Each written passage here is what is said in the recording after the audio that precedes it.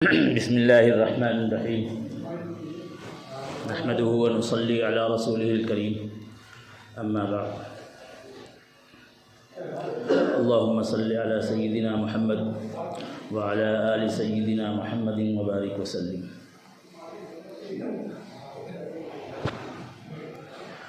اللہ رب العزت نے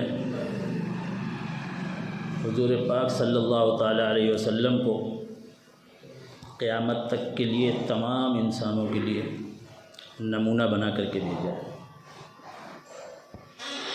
انسانوں کی زندگی میں کچھ چیزیں اختیاری ہوتی ہیں اور کچھ بے اختیاری ہوتی ہیں۔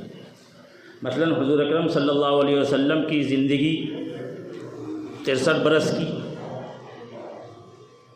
اب یہ ہمارے بس میں نہیں ہے کہ ہم صرف 63 برس ہی جئیں، کم بھی ہو سکتی ہے، زیادہ بھی ہو سکتی ہے، لیکن حضور اکرم صلی اللہ علیہ وسلم نے اس 63 برس کی عمر میں کیا کیا کیا، یہ تو ہمارے اختیار میں ہے، یہ ہمارے بس میں ہے۔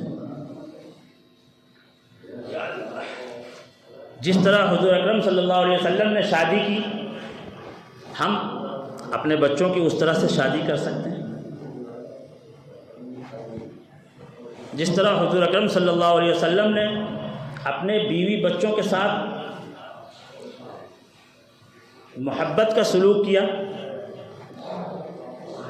ہم اپنے گھر والوں کے ساتھ اسی طرح محبت کا معاملہ کر سکتے ہیں، یہ تو ہمارے اختیار میں ہے۔ حضور اکرم صلی اللہ علیہ وسلم کی عادتیں، آپ کے اخلاق، آپ کے طریقے، آپ کے اطوار، آپ کا کھانا، آپ کا پینا، آپ کا سونا، آپ کا جاگنا، آپ کا اٹھنا بیٹھنا، آپ کا دوستوں کے ساتھ معاملہ، آپ کا دشمنوں کے ساتھ معاملہ، برائی کرنے والوں کے ساتھ اچھائی سے پیش آنا، بڑے سے بڑے دشمن کو معاف کر دینا اور اس کے لیے اس کے ساتھ ہمیشہ خیر خواہی کا معاملہ کرنا۔ اللہ اکبر، خیر خواہی کی انتہا ہے۔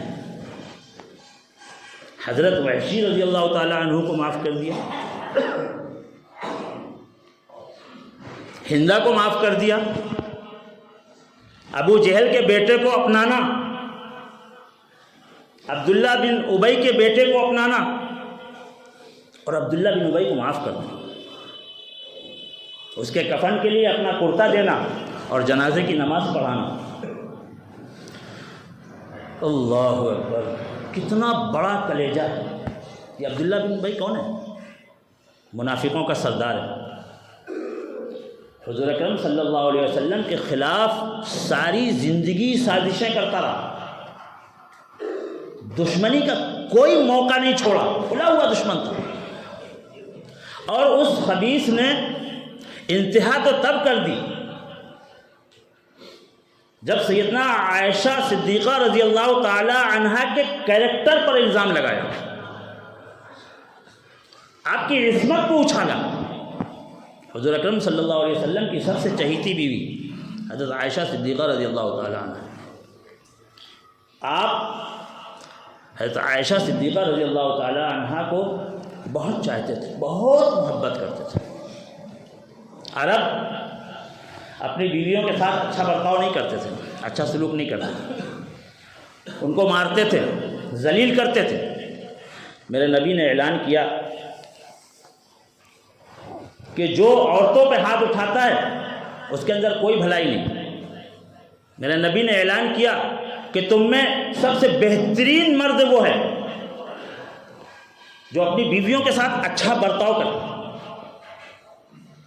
ایک صحابی نے رسول اکرم صلی اللہ علیہ وسلم سے پوچھا، یا رسول اللہ صلی اللہ علیہ وسلم، آپ کو سب سے زیادہ کس سے پیار ہے؟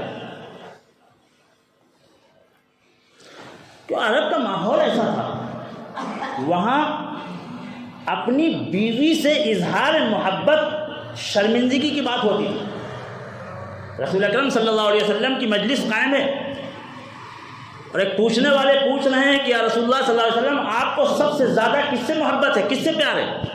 آپ نے کہا عائشہ سے۔ یہ تب کہا جب اگر کسی سردار کے بارے میں کوئی یہ کہہ دے کہ وہ اپنی بیوی سے پیار کرتا ہے تو وہ تو شرمندگی کی وجہ سے خودکشی کر لے۔ اس ماحول میں آپ صلی اللہ علیہ وسلم فرما رہے ہیں مجھے عائشہ سے بہت پیار ہے۔ پوچھنے والا ہل گیا، یہ کیا کہہ دیا؟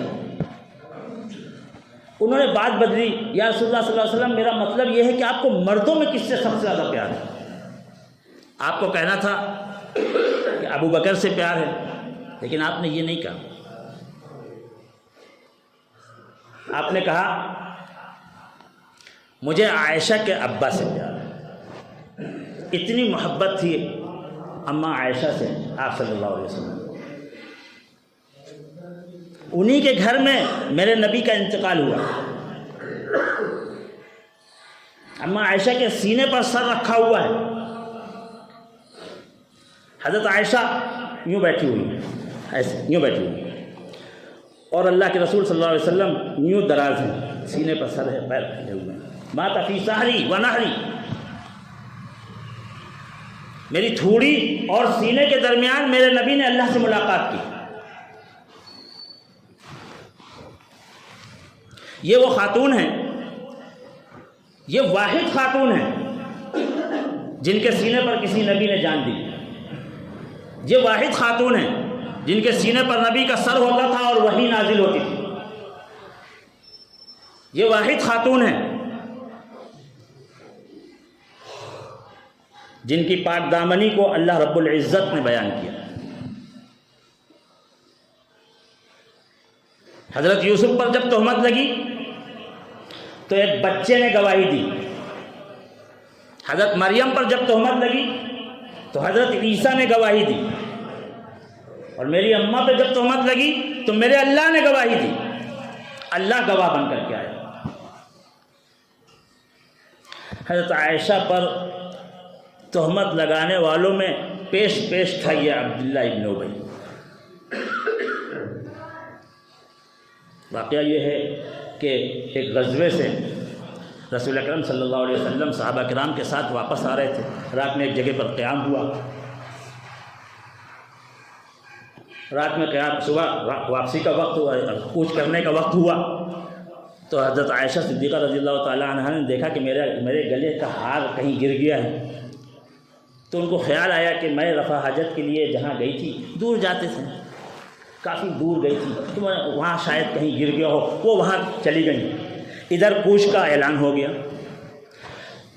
صحابہ کرام جو پالکی ہوتی تھی اس کے اندر حضرت عائشہ بیٹھتی تھیں، اس کو انہوں نے اٹھایا، اس پالکی کا اچھا خاصا وزن ہوتا تھا۔ خود حضرت عائشہ کا وزن بہت کم تھا، ہلکی عمر تھی، ہلکا بدن تھا، انہوں نے وہ پالکی اٹھایا، ان کو سمجھ میں نہیں آیا کہ اس کے اندر کوئی نہیں، اٹھا کر کے اٹھ کے پیٹھ پر رکھ دیا، قافلہ چلا گیا۔ اب حضرت عائشہ صدیقہ رضی اللہ تعالیٰ عنہ کو اچھا خاصا وقت لگ گیا تھا، وہ وہاں سے جب واپس آئیں تو قافلہ جا چکا تھا۔ ان کو سمجھ نہیں آیا میں کیا کروں، میں سوچا کہ جب رسول اللہ صلی اللہ علیہ وسلم کو پتہ چلے گا تو پھر کسی کو بھیجیں گے، اسی جگہ آ کر کے بیٹھ گئی۔ صبح کا وقت تھا، نیند آ گئی۔ اس وقت کا یہ قاعدہ تھا کہ جب کوئی قافلہ کہیں رکتا تھا اور وہ آگے اگلی منزل کے لیے جاتا تھا تو کسی ایک صحابی کو، کسی ایک آدمی کو روک دیا جاتا تھا۔ وہ صبح ہونے کے بعد جب روشنی ہو جاتی تھی تو پھر وہ دیکھتے تھے، چاروں طرف نظارہ کرتے تھے، کہیں کسی کا کوئی سامان وغیرہ رہ گیا ہو تو وہ اٹھا کر کے لے کر کے جاتے تھے۔ تو حضرت صفوان رضی اللہ تعالی عنہ کی یہ ڈیوٹی تھی، جب سورج نکلا، روشنی پھیلی، وہ آئے اور دیکھنا، جو چاروں طرف نظر دوڑائی تو انہوں نے دیکھا کہ ام المومنین لیٹی ہوئی ہیں۔ ان کے منہ سے نکلا انا للہ و انا الیہ راجعون۔ ان کی اس آواز سے حضرت عائشہ اٹھ کے بیٹھ گئیں، وہ فوراً پیچھے ہٹ گئے اور انہوں نے کہا ام المومنین آپ میری گھوڑی پر بیٹھ جائیے۔ گھوڑی کو بیٹھا کر کے پیچھے ہٹ گئے، ان کا اس پہ بیٹھ جائیے اور میں آپ کو لے کر کے چلتا ہوں۔ وہ اس پر بیٹھ گئی، وہ لے کر کے چلے۔ اب جب وہ منزل پر پہنچے، قافلے کے پاس جب پہنچے تو منافقین تو ہمیشہ تاک میں لگے رہتے تھے۔ یہ عبداللہ ابن ابی نے دیکھا، او ہو اس نوجوان کے ساتھ رات گزار کر کے آ رہی ہیں، دال میں کچھ کالا ہے، بہت کچھ کہا۔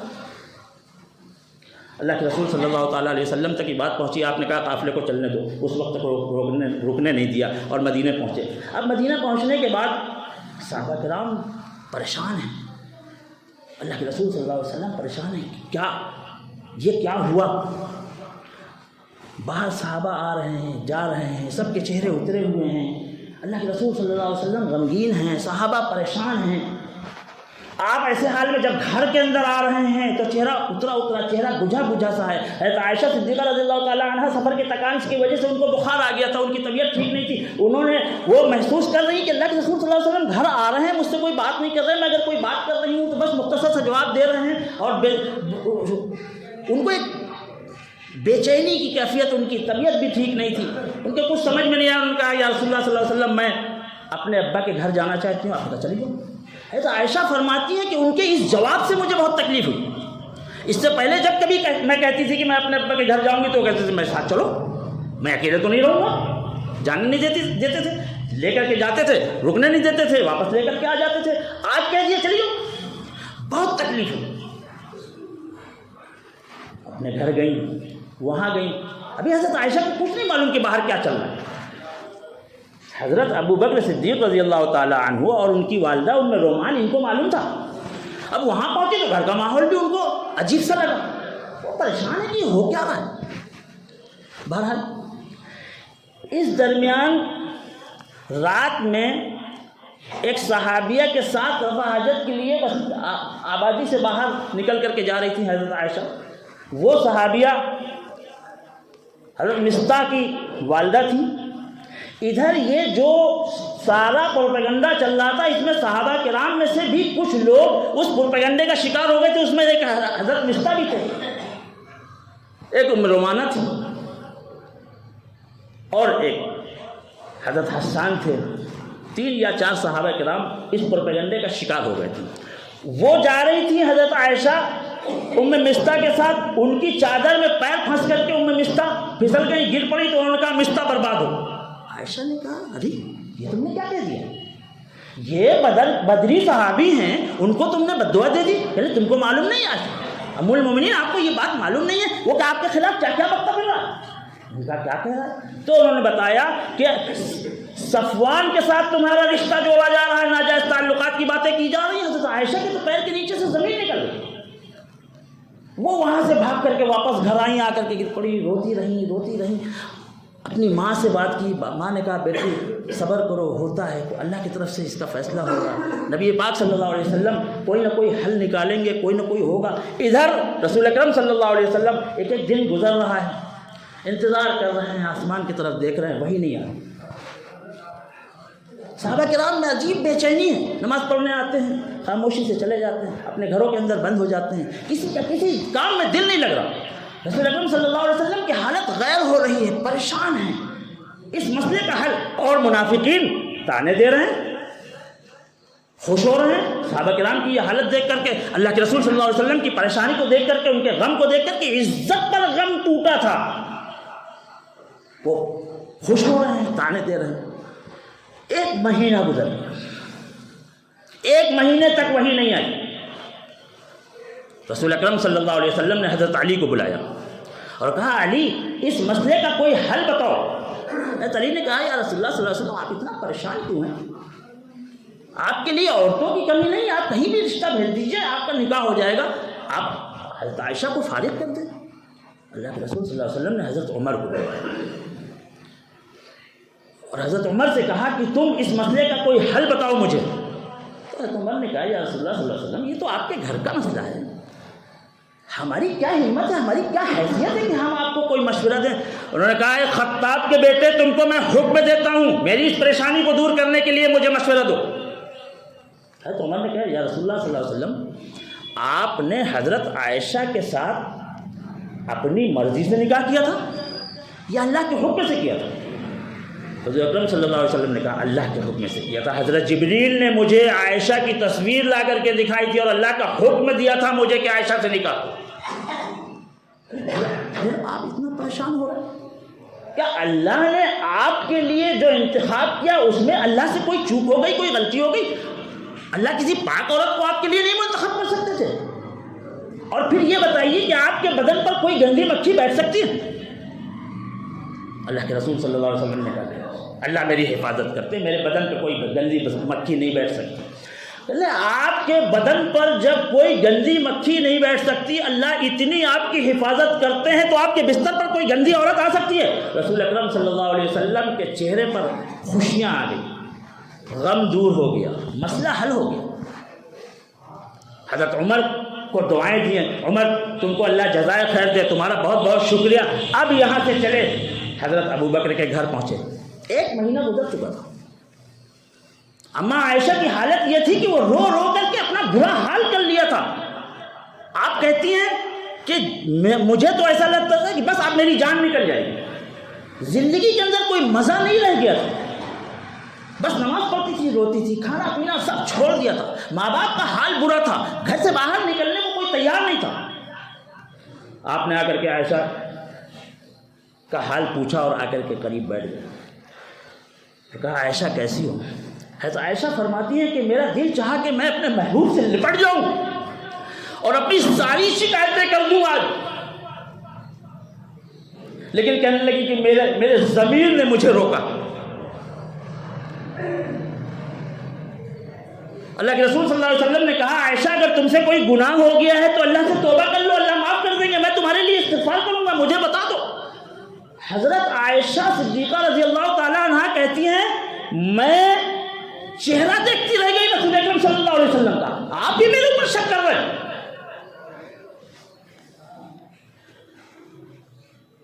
کہنے میرا دل تو چاہا کہ میں لڑوں، میں شکایت کروں، لیکن اس وقت پھر انہوں نے اپنے ابا کی طرف دیکھا، ابا میری صفائی پیش کیجئے۔ حضرت ابو بکر کہنے لگے بیٹی میں کیا کہہ سکتا ہوں، میں کچھ نہیں کہہ سکتا، اللہ کے رسول صلی اللہ علیہ وسلم سے جو بات کرنی ہے تم کرو، اللہ سے بات کرو، اللہ کے سامنے رکھو۔ ام رومان کی طرف دیکھا، اماں میری صفائی پیش کیجئے۔ ان کا بیٹی میں تو کچھ نہیں کہہ سکتی، میں کچھ نہیں کہوں، یہ تمہارا معاملہ ہے۔ کتنی بے بس تھی میری اماں، آسمان کی طرف سر اٹھا کر کے انگلی اٹھا کر کے کہا میں کسی کی مدد نہیں چاہتی، مجھے کسی کی مدد کی ضرورت نہیں، اور میں ایسے وقت میں وہی کہوں گی جو یوسف کے ابا نے کہا تھا۔ حضرت عائشہ فرماتی ہیں کہ میری ایسی حالت ہو رہی تھی کہ میں حضرت یعقوب علیہ السلام کا نام بھول گئی، اور میں نے کہا کہ یوسف کے ابا نے کہا تھا فَصَبْرٌ جَمِيلٌ وَاللَّهُ الْمُسْتَعَانُ۔ میری اماں کے منہ سے یہ الفاظ نکلے، ادھر حضرت جبریل چلے، حضرت اکرم صلی اللہ علیہ وسلم کے چہرے پر پسینہ آیا، وہی کی کیفیت طاری ہوئی۔ حضرت عائشہ کہنے لگی لگ گئی لائن کنیکٹ ہو گئی۔ کہنے لگی مجھے تو اطمینان تھا، میں تو پاک تھی، مجھے اطمینان تھا کہ جو بھی آئے گا میرے حق میں آئے گا، لیکن میرے ابا حضرت ابو بکر یوں کانپ رہے، اب کیا ہوگا، کیا فیصلہ آنے والا ہے اللہ کے یہاں سے؟ میری ماں کانپ رہی ہے تھر تھر۔ اور حضرت عائشہ فرماتی ہے کہ میں نے سوچا کہ حضرت جبریل آئیں گے اور آ کر کے کہہ دیں گے کہ سب غلط ہے، سب جھوٹا ہے، پروپیگنڈا ہے۔ مجھے کیا معلوم تھا کہ میرے لیے قرآن آ جائے گا۔ سورہ نور کی 14 آیتیں نازل ہوئیں۔ اللہ اکبر، حضرت ابوبکر کے صبر کو سلام کیجیے، کیسا صبر تھا۔ ایک مرتبہ بیٹی، فرشتوں سے زیادہ پاک اور معصوم بیٹی پر الزام لگا تھا، اس کے کیریکٹر پر الزام لگا تھا۔ ایک مرتبہ رسول اکرم صلی اللہ علیہ وسلم کی بارگاہ میں جا کر کے نہیں کہا یا رسول اللہ صلی اللہ علیہ وسلم یہ کیا ہو رہا ہے؟ وہی پوری ہوئی، اللہ کے رسول صلی اللہ علیہ وسلم مسکرائے، چہرہ اٹھایا اور کہا عائشہ مبارک ہو، اللہ نے تمہاری برات پیش کی ہے، اللہ نے قرآن اتارا ہے، اس کے اندر تمہاری پاک دامنی کا اللہ نے پاک دامنی کا سرٹیفکیٹ دیا تم کو، اللہ نے گواہی دی ہے۔ ام رومان کہتی ہے بیٹی اٹھو، رسول اکرم صلی اللہ علیہ وسلم کا شکریہ ادا کرو۔ حضرت عائشہ کہتی ہے نہیں، میں ان کا شکریہ نہیں ادا کروں گی، میں اس کا شکریہ ادا کروں گی جس نے میری پاک دامنی کا ثبوت دیا ہے، جس نے میرے لیے برات بھیجی اور سجدے میں گر گئی۔ اتنی تکلیفیں پہنچانے والے عبداللہ ابن ابی کو معاف کر دیا۔ عبداللہ ابن ابی کا بیٹا سچا پکا صحابی تھا، وہ سچے پکے صحابی تھے رضی اللہ تعالی عنہ۔ انہوں نے آ کر کے درخواست کی، یا رسول اللہ صلی اللہ علیہ وسلم میرے ابا کے کفن کے لیے کرتا دے دیجیے، دے دیا۔ نماز جنازہ پڑھانے کی درخواست کی، کھڑے ہو گئے جنازہ پڑھانے کے لیے۔ کیوں؟ رسول اکرم صلی اللہ علیہ وسلم دیکھ رہے تھے کہ میری امت ایک دوسرے کی نماز جنازہ بھی نہیں پڑھے گی۔ میرے دوستو، اس وقت ایک بات کہنا بہت ضروری سمجھتا ہوں، بات کہہ کے اپنی بات ختم کروں گا کہ یہ پورے واقعے کو نظر میں رکھیے اور اس کے بعد ذہن میں ایک چیز لائیے کہ جو ہمارے بھائی ناواقفیت میں کچھ لوگوں کے بہکانے میں رسول اکرم صلی اللہ علیہ وسلم کی ذات اقدس کے ساتھ علم غیب کو جوڑتے ہیں کہ رسول اکرم صلی اللہ علیہ وسلم کو غیب کی باتیں، آئندہ کی باتیں معلوم ہوتی تھیں۔ اگر ایسا ہے تو یہ 1 مہینے تک کیا ہو رہا تھا؟ کیا ہو رہا تھا یہ 1 مہینے تک؟ کیا حضرت عائشہ سے کوئی بدلہ لینا چاہ رہے تھے رسول اکرم صلی اللہ علیہ وسلم؟ کیا صحابہ کرام کے ساتھ کوئی سازش کر رہے تھے؟ اور پھر ان سب باتوں کو چھوڑیے، یہ 14 آیتیں جو قرآن کے اندر نازل ہوئیں، کیا کوئی سازش کر رہے تھے نعوذ باللہ رسول اکرم صلی اللہ علیہ وسلم؟ اور اللہ اس سازش میں رسول اکرم صلی اللہ علیہ وسلم کے ساتھ تھے۔